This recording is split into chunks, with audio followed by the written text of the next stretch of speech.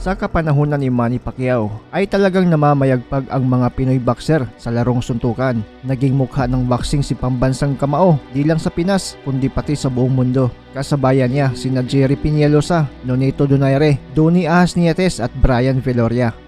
Dahil dito ay tila determinado ang mga Pinoy boxer na sundan ang yapak ng kanilang mga idolo. Kaya karamihan sa mga boxer natin noon na dumadayo sa ibang bayan gaya ng Thailand at Japan ay talagang dinudurog lang nila ang kanilang mga kalaban.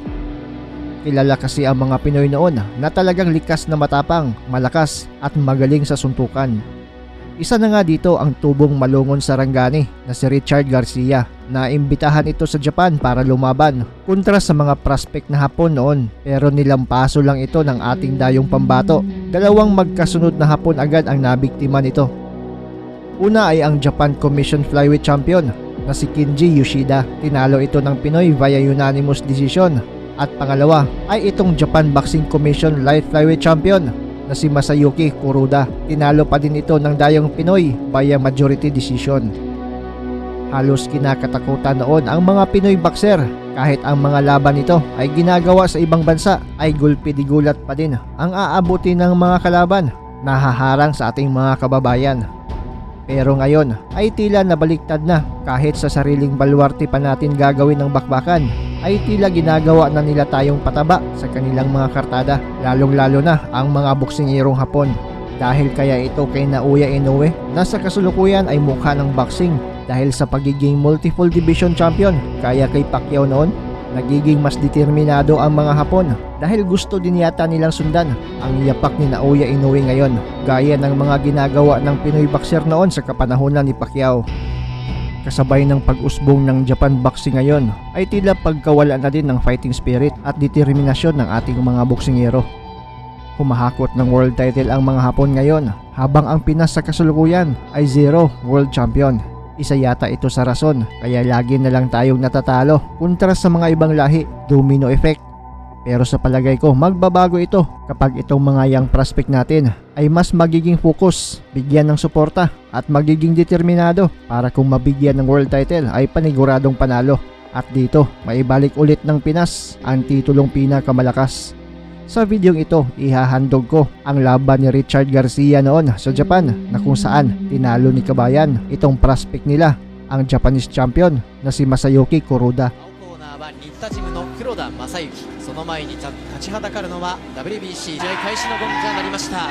黒田正幸、新田ジム、世界挑戦権はありませんが世界フィリピンのリチャード・ガルシアが今日の対戦相手を挙げています。この試合の解説はセレス小林さんです。セレスさんどうですか。マルダです。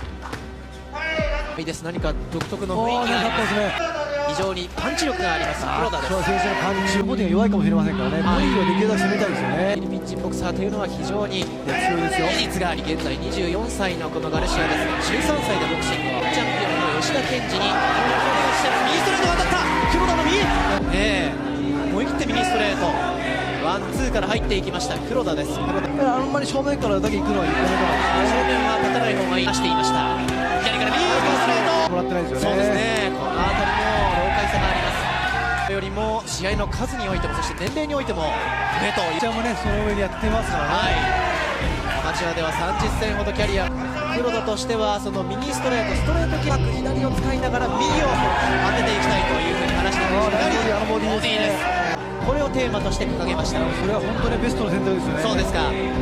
左で探っていき近く、またもボディが当たった。そして左またねちょっと日本人にはない特徴で左の打ち合いでしたが黒田の左が当たった。常に黒田をかけて自分の距離を測ってくる。そしてもう追いかける形、右大きな右シャッ心配でしたね。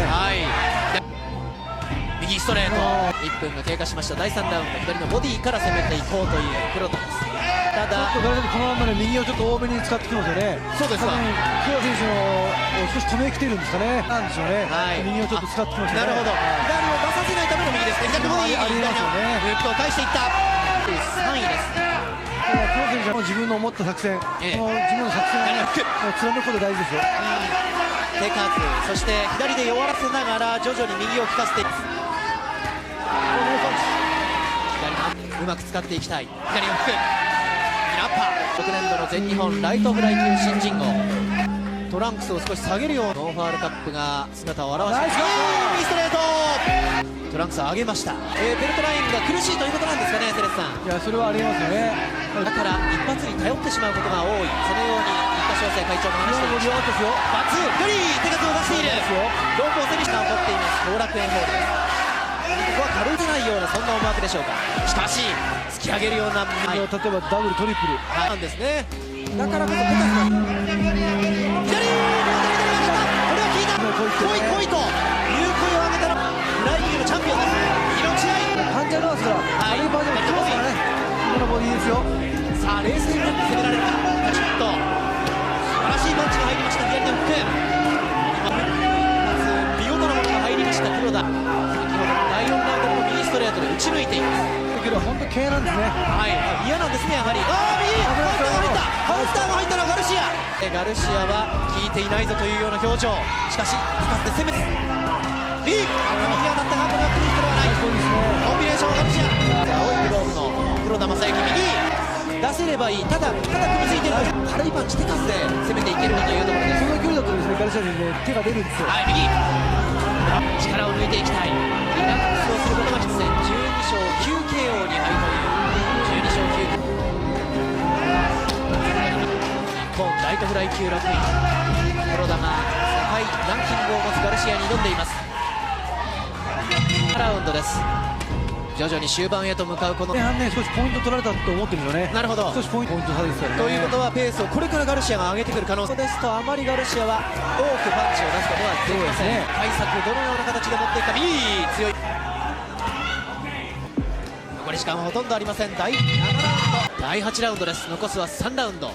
はい当て感あるんですよ。タイプですよね。はいポイントとなる3ラウンド第8ラウンドです。しかし先にポーンと、このようにワンツーからもいいですよねガルシアです。右大振りまっすぐ入っていく。そのいわゆるちょっと明らかに6ラウンドぐらいから下がってるんですよね。なるほど距離を取っているという。だから余裕が今度あるように見えるんですよ。黒田のその表情左のフック。さあしかし1本もらったら4発5発今10発ぐらい出しましたが、そうですね、力抜いたらパンチです。ここから学んでまたスイッチしてペース戦えるかどうか逆に言えばガルシアというような注意でしょうか。右しかしこれは肩右ストレート右しかしちょっと大きなパンチが多いか。逆に手数というとそして第10ラウンドラストラウンドのみライトフライ級の10回戦です。踏みついている形の黒いトランクス緑色のベルトラインサイドラインが黒田ママールガルシアの老快さも目立っています。これもっとね手数出していきたいですよ。はい手数で勝負できるか。スタミナをね残して試合です。大きなチャンスです。いいですね。黒田コールが湧き上がってさあ攻め抜けるか黒田。さあ残り時間を気にしているガルシアに対してさあ最後は手を出してくるガルシア左さあ攻めて終われるか。右左最後の攻防ここで試合終了のゴングということになりました。両腕を高々と上げたのはガルシア。黒田勝ったのはリチャード・ガルシア。世界ランカーが日本のホープの挑戦を退けました。後半ですね。後半の戦い方僕の採点はですね、はい96対95なんですよ。一人のジャッジと同じ形になりましたね。6ラウンドからですよね。それまでははい取ってるんですよね。いや前半